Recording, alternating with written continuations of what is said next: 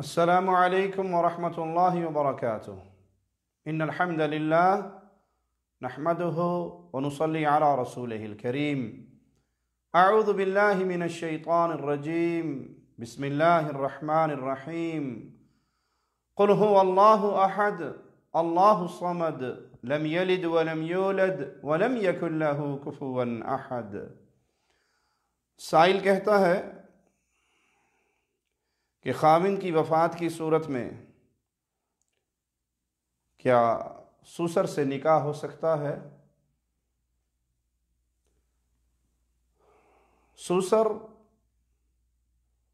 عورت کے لیے باپ کے مقام پر ہے اور یہ محرم رشتوں میں سے ہے۔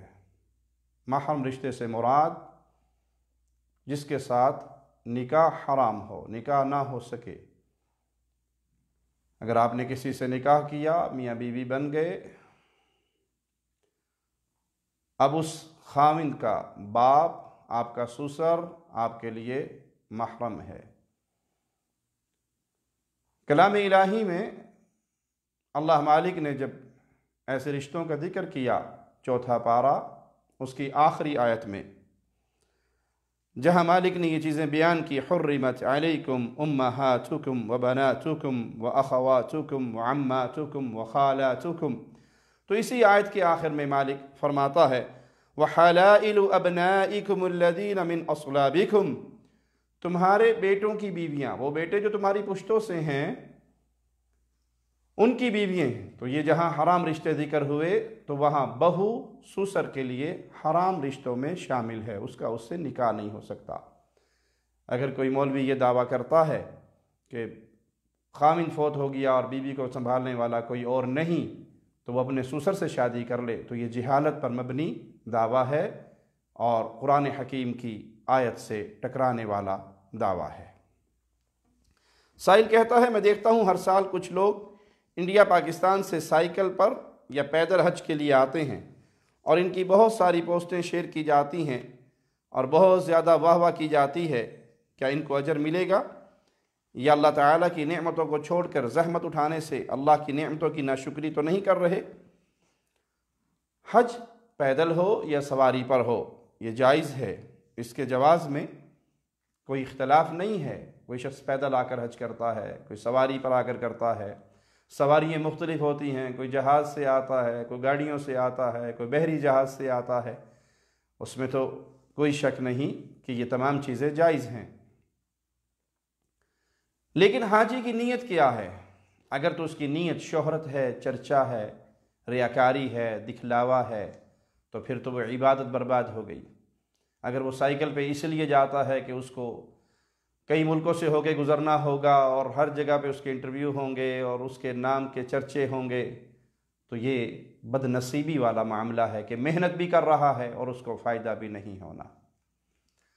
جس عبادت میں ریاکاری کا معاملہ داخل ہو جائے وہ ہلاکت اور بربادی والا ہے۔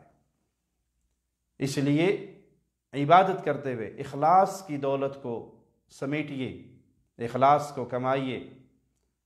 بعض جگہ پہ ایسی بھی رسم و رواج ہم نے دیکھی کہ حاجی صاحب جب حج کے لیے جاتے ہیں تو پورے گاؤں کے اندر آگے ڈھول پیٹنے والا اور پیچھے حاجی صاحب کے ابھی حاجی بنے ہی نہیں ہیں، گلے میں ہار ڈلے ہوئے، اور وہ پورے گاؤں کا چکر لگاتے ہیں۔ مختلف گھروں میں دعوتیں ہوتی ہیں، یہ حج پہ جا رہے ہیں اور تحفے تحائف کا تبادلہ ہوتا ہے، چرچا ہوتا ہے، تو خطرہ ہے کہ شیطان یہاں پر کام کرے گا اور انسان ریاکاری میں اور دکھلاوے میں شامل ہو جائے گا جو اس کی عبادت کو برباد کر دے گا۔ ویسے کوئی حرج نہیں ہے، کوئی کسی بھی سواری پر اسے توفیق ہو اور وہ آئے۔ ایک ضعیف روایت ہے کہ جس نے پیدل حج کیا اس کے ہر قدم کے بدلے 700 نیکیاں لکھی جائیں گی اور ہر قدم کی نیکی حرم کی نیکیوں کے برابر ہوگی۔ پوچھا گیا حرم کی نیکی کیا ہیں؟ تو کہا ہر نیکی کا 1,00,000۔ تو یہ روایت صحیح نہیں ہے، یہ روایت ضعیف ہے۔ امام حاکم نے اسے صحیح تو کہا لیکن باقی محدثین نے اس کو صحیح نہیں مانا۔ امام ذہبی رحمہ اللہ کا قول ہے اخشى ان یکون کذبا، مجھے خدشہ ہے کہ یہ جھوٹ ہو۔ اور پھر اس کی سند میں عیسیٰ بن سوادہ ضعیف راوی ہے۔ بہت سے اہل علم نے یہ کہا کہ سواری پہ حج افضل ہے کیونکہ نبی کریم صلی اللہ علیہ وسلم نے باوجود قدرت کے سواری ہی پر حج کیا، اور یہی بات راجح ہوتی ہے، معلوم ہوتی ہے۔ لیکن اصول وہی رہے گا کہ یہاں پر اخلاص کی دولت شرط ہے۔ اخلاص ہے تو کامیابی ہے۔ اگر کسی بھی ذریعے سے اس حج کو اپنی مشہوری اور اپنی شہرت کے لیے استعمال کیا، آپ نے دیکھا ہوگا اکثر لوگ حج کر کے آتے ہیں، اب ان کا کوئی نام لے لے تو وہ ناراض ہو جاتے ہیں۔ عبد الرحمن صاحب، وہ کہتا ہے حاجی عبد الرحمن کہیے، میں بھی حج نہیں کر کے آیا۔ تو اگر یہ بیماری لگ گئی کہ آپ اپنی اس عبادت کو، حج زندگی میں ایک بار کیا، یا کسی نے 5 سال بعد ایک بار کر لیا، کسی نے 5-6 حج کر لی، نماز دن میں 5 دفعہ پڑھتے ہیں، کبھی آپ نے کسی کو کہا نمازی عبد الرحمن صاحب؟ کوئی نہیں کہتا۔ بھائی یہ عبادات اللہ کو راضی کرنے کے لیے ہیں، نہ کہ لوگوں کے درمیان چرچا کرنے کے لیے۔ کیوں؟ ریاکاری اتنا خطرناک جرم ہے کہ ایک روایت میں اس کو رسول اللہ صلی اللہ علیہ وسلم نے دجال کے فتنے سے خطرناک فتنہ قرار دیا۔ اور مسند احمد میں حدیث نمبر 23630، اللہ کے نبی صلی اللہ علیہ وسلم فرماتے ہیں قیامت کے دن ریاکاروں سے کیا کہا جائے گا؟ بڑی خطرناک بات ہے اور بڑے خطرناک جملے ہیں۔ اللہ سے دعا ہے اللہ ہمارے دلوں کو اخلاص کی دولت سے مالا مال کرے۔ اذهبوا الى الذين كنتم تراؤون في الدنيا، جاؤ ان لوگوں کی طرف جن کو دکھانے کے لیے تم دنیا میں عمل کرتے تھے۔ فانظروا هل تجدون عندهم جزاء، جاؤ تلاش کرو تمہارے عملوں کا ان کے پاس کوئی بدلہ ہے۔ اللہ کے لیے تم نے کیا نہیں، مشہوری کے لیے کیا، چرچے کے لیے کیا، شہرت کے لیے کیا، اپنے نام کے ساتھ الحاج کا لقب لگوانے کے لیے کیا، تو جو جس کے لیے کیا، جس کو دکھلانے کے لیے کیا، یہ ریاکاروں کے لیے بڑی ہی بد نصیبی کا پیغام ہے۔ سائل کہتا ہے میری بیوی قرآن و سنت کے راستے پر نہیں، اس کی اصلاح کیسے کر سکتا ہوں؟ اللہ کا شکر ادا کریں کہ اللہ نے آپ کو کتاب و سنت کا منہج دیا۔ اگر آپ کی اہلیہ یا آپ کا کوئی عزیز اس منہج پر نہیں ہے تو پیار سے، محبت سے اس تک اسلام کا پیغام پہنچائیں، دین کا پیغام پہنچائیں۔ قرآن حکیم ترجمے والا لائیں اور بیگم کے ساتھ طے کریں کہ ہم روز 10 آیات پڑھیں گے، تو خاص وہ آیات جو توحید کے متعلق ہے، جو شرک کے رد کے اوپر ہے، ان آیات کا ترجمہ، ان آیات کی تفسیر بیٹھ کے پڑھیں، اپنی بیگم کو سنائیں۔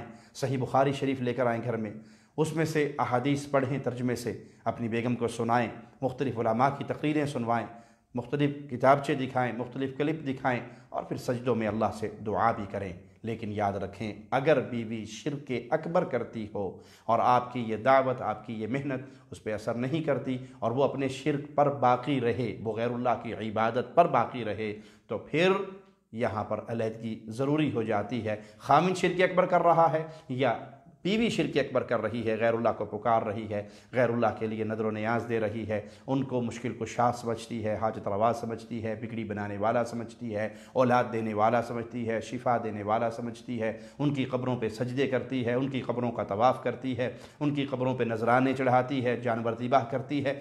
شرک اکبر کا کوئی بھی عمل اس نے اپنایا ہوا ہے، خامند نے یا بیوی نے، دونوں میں سے ایک فریق خالص توحید پر ہے اور ایک خالص شرک پر ہے، حجت تمام کر دی، دعوت دے دی، سمجھا لیا، محنت کر لی، اور پھر بھی وہ تبدیل ہونے کے لیے تیار نہیں، تو کوئی مومنہ کسی مشرک کے نکاح میں اور کوئی مومن کسی مشرکہ کے ساتھ نہیں رہ سکتا، یہاں پر علیحدگی ہوگی۔ واللہ اعلم۔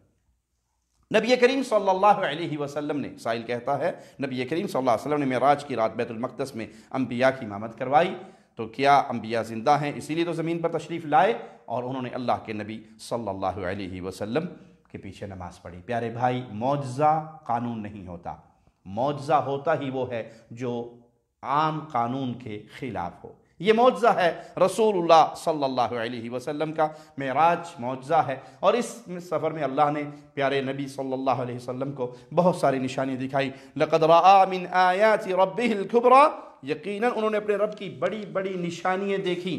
تو اللہ کے نبی صلی اللہ علیہ وسلم کے اس مبارک معجزے میں اللہ نے بہت ساری نشانیاں دکھائی، اور یہ قانون سے ہٹ کر ہوتا ہے۔ مثال دیتا ہوں، عیسیٰ علیہ السلام بغیر باپ کے دنیا میں تشریف لائے۔ مریم علیہ السلام کی شادی نہیں ہوئی، ان کا کوئی خامد نہیں تھا۔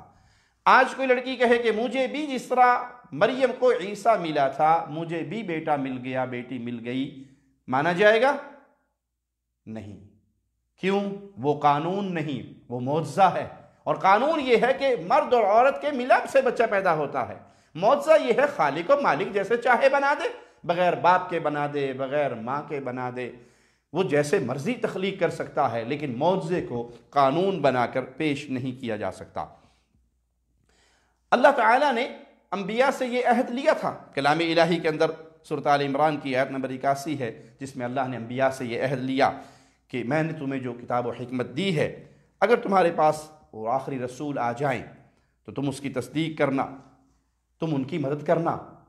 تو اگر یہ معنی اس کا لیا جائے کہ انبیاء زندہ ہیں، موجود ہیں، اہل مکہ کا دعویٰ کیا تھا کہ ہم ملت ابراہیمی پر ہیں، بقول آپ کے اس عقیدے کے کہ انبیاء تو زندہ ہیں، ان پر تو موت آتی نہیں، تو پھر ابراہیم علیہ السلام پر واجب تھا کہ وہ رسول اللہ صلی اللہ علیہ وسلم کی مدد کرتے، کفار مکہ سے خطاب کرتے کہ تم میری ملت پر ہونے کے دعوے دار ہو، اور میں گواہی دیتا ہوں کہ یہ محمد صلی اللہ علیہ وسلم اللہ کے سچے رسول ہیں۔ اسی طرح مدینے میں گئے تو یہودیوں کی قوم سے رسول کریم صلی اللہ علیہ وسلم کا معاملہ ہوا، اگر موسیٰ علیہ السلام زندہ ہوتے تو آپ اللہ کے نبی صلی اللہ علیہ وسلم کی مدد کرتے، قوم یہود کو کہتے کہ میں موسیٰ ہوں اور میں گواہی دیتا ہوں کہ یہ محمد صلی اللہ علیہ وسلم اللہ کے سچے رسول ہیں۔ پیارے بھائی، یہ معجزہ ہے، معجزے کو قانون نہیں لیا جاتا۔ اللہ نے اپنے نبی صلی اللہ علیہ وسلم کے پیچھے انبیاء کو نماز پڑھوائی، یہ قیامت تک کے لیے اعلان ہو گیا کہ یہ آنے والوں کے ہی امام نہیں، جانے والوں کے بھی امام ہیں۔ یہ معجزہ ہے، اس کی بنیاد پر دنیا کا کوئی قانون نہیں بیان کیا جائے گا۔ سائل کہتا ہے کیا فرض نمازوں کے سجدوں میں دعا مانگی جا سکتی ہے؟ نبی کریم صلی اللہ علیہ وسلم سے جو دعائیں ثابت ہیں وہ سجدوں کے اندر مانگنی چاہیے۔ اگر سائل کا سوال یہ ہے کہ اردو زبان میں یا اپنی زبان میں مانگی جا سکتی ہے، تو نماز کے اندر دعا عربی زبان میں ہی مانگنی چاہیے اور کثرت سے دعائیں یاد کرنی چاہیے، کیونکہ سجدے کا مقام وہ مقام ہے جہاں دعائیں کثرت سے قبول ہوتی ہیں۔ سائل کہتا ہے کیا جنازے کی تکبیروں میں رفع الیدین کرنا چاہیے؟ جی، عبداللہ بن عمر سے یہ روایت آتی ہے کان یرفع یدیہ فی کل تکبیرۃ علی الجنازہ، کہ وہ جنازے کی ہر تکبیر پہ رفع الیدین کیا کرتے تھے۔ سائل کہتا ہے میرے ایک بھائی کے پیٹ میں درد تھا، اس نے اونٹ کا پیشاب پیا، باقی دوستوں کو بھی اس کی تلقین کرتا ہے کہ فائدہ مند ہے، پیا کرو، تو کیا یہ صحیح حدیث سے ثابت ہے؟ صرف پیشاب پینے کا ذکر کسی صحیح حدیث میں ہمارے علم میں نہیں۔ صحیح بخاری حدیث نمبر 233 میں پیٹ کی بیماریوں میں مبتلا لوگوں کے لیے رسول اللہ صلی اللہ علیہ وسلم نے جو علاج تجویز کیا تھا وہ اونٹنی کا دودھ اور اس میں کچھ پیشاب ملانے کا آپ نے حکم دیا تھا۔ مسلمان ہونے کے ناطے ہمارا پیارے نبی جناب محمد رسول اللہ صلی اللہ علیہ وسلم پر ایمان ہے۔ جو لوگ مسلمان نہیں ہیں، جو حدیث کو حجت نہیں مانتے یا مسلمان نہیں ہیں، کتاب و سنت ان کے لیے دلیل نہیں ہے، ان کو سمجھانے کے لیے کہ یہ آج سے 1400 سال پہلے ہمارے پیارے نبی صلی اللہ علیہ وسلم نے بیان کیا، اور تم نان مسلم ہو، دیکھو ہمارے نبی صلی اللہ علیہ وسلم کی صداقت کو۔ آج کی سائنس وہ تحقیق کر کے یہ نتائج دے چکی ہے کہ کینسر کی بیماریوں میں سب سے مفید علاج یہی ہے، اور اس کے کیا کیا فوائد ہیں اس پر یورپ کی یونیورسٹیوں میں بڑی لمبی تحقیق ہو کر ان کے نتائج نکل چکے ہیں۔